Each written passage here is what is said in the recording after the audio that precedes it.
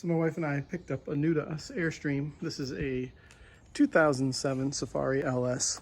We had been looking for one like this. This is the special edition. It is the anniversary edition. Now, Airstream did anniversary editions from, I think, 2005 to 2007. They were pretty lenient with that 75th anniversary.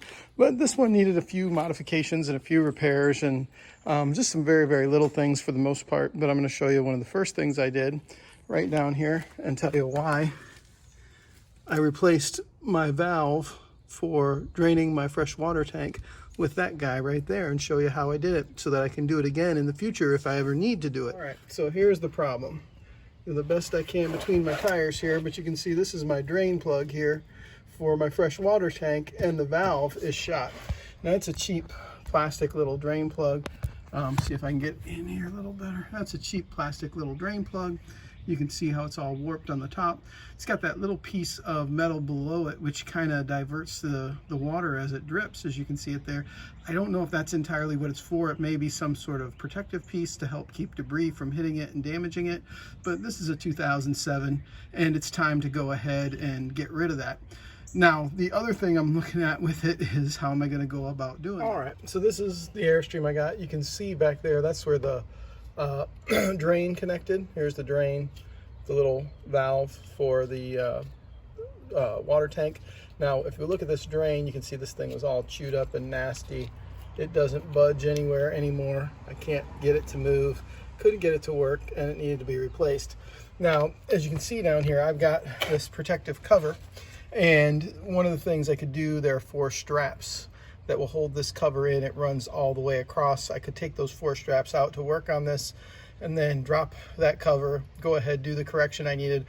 Or what I decided was I'm going to go ahead and see what I can do to fix this, so that if I have to fix it again or do anything again, then I can go ahead and repair it.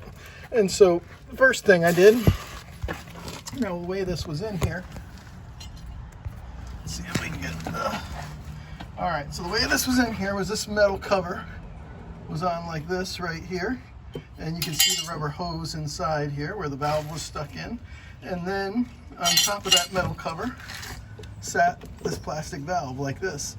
Now that's pretty low, and I've looked at some different things people do to fix this. One of the things people talk about is replacing it with something a little bit more sturdy. Other people say you don't really want to do that because if you do happen to hit something here, then it messes everything up. So the way I wanted to fix this is I wanted to continue to have access to it. Now, what I did, so you can see there are 2 little holes here. I drilled in this corner. I drilled in this corner. Now, there was a pink wire up there, and you can kind of see it here. I'm going to work it out and bring it out. I need to, so when I drilled in, I got that wire right here a little bit. You can see some exposed metal. So I'm going to go ahead and repair that. And then once I repair that, I'll put that back on the inside. But if you're doing this, know that you may have to repair a wire here. Fortunately, I can work enough of this one out that I can, without tethering anything. So it's all pretty loose right there. And that certainly gives me enough space that I can splice that back together appropriately and then make sure it's covered up so that we don't get any shorts out of this in the future, wherever it leads to. Now, how I got it out was, this was the broken valve here, and I got my saw behind there and I cut that flush. Once I cut that flush, I had this little clamp right here on that hose holding the stem in. I was able to undo that clamp enough to loosen it, and then once I was able to loosen that, I was able to pry this corrugated piece out of the tube there. Now that tube is pretty stiff, it's pretty sturdy. I think with some pliers I should be able to put a new stem and a new piece back in there. My question is do I replace it with a plastic piece, which is more likely to be forgiving, or do we replace it with a metal piece that might hit something and do some other damage? I may end up doing something more substantial than this plastic piece right here, just so that lasts a longer time. One of the things you want to be careful of, you can kind of see the white wire right there, and there's a red wire right there. I did do a little bit of damage to the red wire while I was cutting this, but I'll be able to splice that. That's got enough slack in it that I can pull it out and go ahead and fix that. All those wires run right against this tube, so I actually got it drilling out this hole right here is where I got that red wire a little bit. You think those things jump out of the way, but not always. And then you can see on either side I left the two sheet metal screw holes so I can reattach that plate and have that covered up and look nice there. Okay, so as you can see here now, I've put my crimp on here. I've crimped it. I've shrunk the heat wrap. It's now waterproof. It's repaired. So, and plenty of slack in here with this wire. So I lucked out on that one. None of the others got damaged. It was right when I was drilling right there. That was the hole that got it. And so I could see that behind it. So I didn't go any further there, and I kind of trimmed this out with my snippers. I left the screw hole here for the self-drilling sheet metal screw. Same thing here for the self-drilling stainless steel sheet metal screw right there. So I left those two holes intact so that I could cover this back. So next what I'm going to do is put in this little connector right here. This is from a Rainbird system. You can almost see their logo. There you can, right there on that. And this is a 1/2-inch connector, which fits into the plastic tubing or the rubber tubing that's for the drain really well. Now you can see the rubber hosing right here. Here's the two holes we talked about before that I left. What this hole, when I cut it a little bit bigger on the right side, what it allowed me to do was that was the location of this C-clamp, just like this. Or not C-clamp, I'm sorry, this hose clamp. The hose clamp has this little screw on top. Now I wasn't able to do that, but it's got this very small hex on the top of it right there. Sorry, on the top of it right there. And I was actually able to get some needle nose pliers on that and just turn that a little bit just to loosen it up. So what I'm going to do is slide it back onto here and then tighten it back up. Now before I do that, I'm going to heat with my heat gun just a little bit this rubber tubing so that I can get that Rainbird extender in there very easily. Well, now you can see that Rainbird extender right here, and it's about halfway in. And what I'm going to do next is see if we can't get that hose clamp back on it and get that tightened down on the inside so it's once again secure on the inside. And then I'll have this little piece sticking out, so that'll give me something to attach directly to, so that if I need to do this again, it won't be quite so difficult because I'll have an external piece already that I can get. Okay, then I thought I'd show you this too. This little, so if you look right here, I've got little 1/4 inch on that, and if I laid that hose clamp sideways like this, so you can see the screw ends here, and I'm able to get that 1/4 inch because I cut this just a little bit wider, almost to that screw hole right here. I was able to get that on that and tighten that down, so I feel pretty good about that. That's pretty darn secure. Now next is this steel shield, and we can see it was this way with this lip out so that the water hit it and kind of spread. I also think it was to give just a little bit of protection from stones, etc. hitting them. I don't think I want it in the way directly, but I may still put it this way just to kind of give it a little bit of protection from stones. We'll see. So here this piece is now. You can see I've got the screws back in.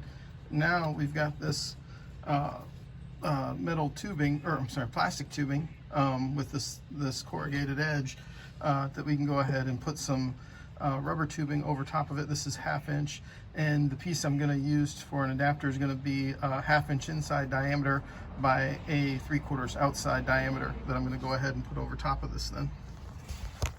Okay, so now I've cut this piece of tube, which is probably going to be a little bit longer than I need, but what I'm going to do is heat it up just a little bit so it's flexible, and then I'm going to go ahead and put it on that little valve that you see down there.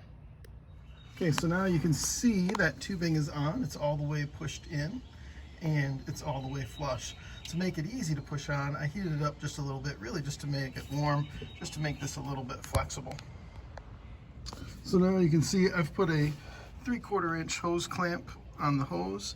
Got the hose sticking out, and I'm going to go ahead and put my valve into this piece right here. Once I have the valve, I'll cut it to the right length, and then I'll put another clamp on the valve on this end, and then in the future, if something changes with this or something breaks, it'll be a much easier exchange than it was. Now, one of the design things I do like about Airstream is, of course, this is where that fresh water tank is, and in this particular model, it's a 30-gallon tank.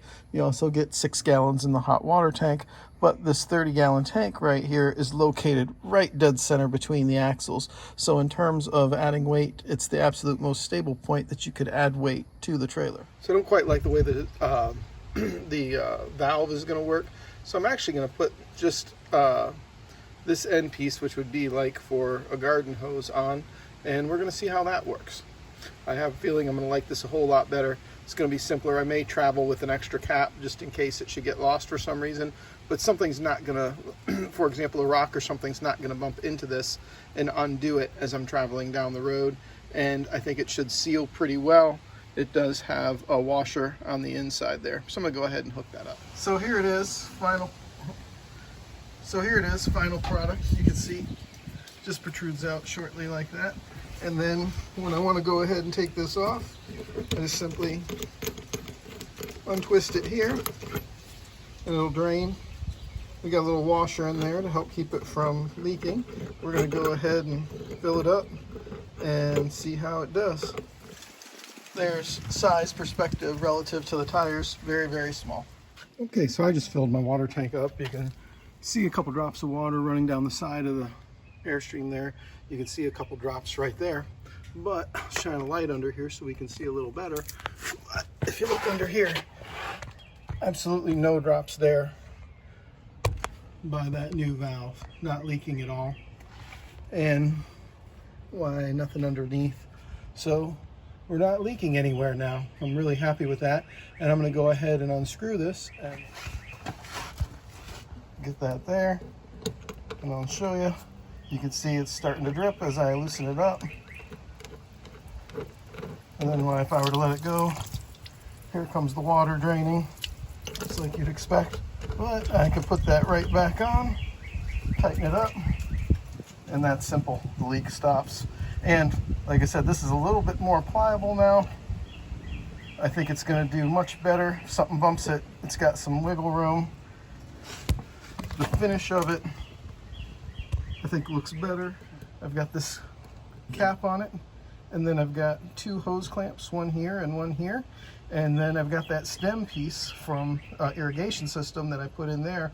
And so if any of that needs to be replaced, generally I won't have to get inside here. For some reason it breaks, why then I can take this little panel off again and I'll have a little bit of access to it, and hopefully won't have to remove the whole pan. And so I like this setup a lot better than what was there before. Hey, if you like this video, go ahead and hit like and subscribe. Probably be doing a bunch more stuff with the Airstream here, along with my traditional stuff with my Toyota Tundra and my traveling videos. Hope you enjoyed it.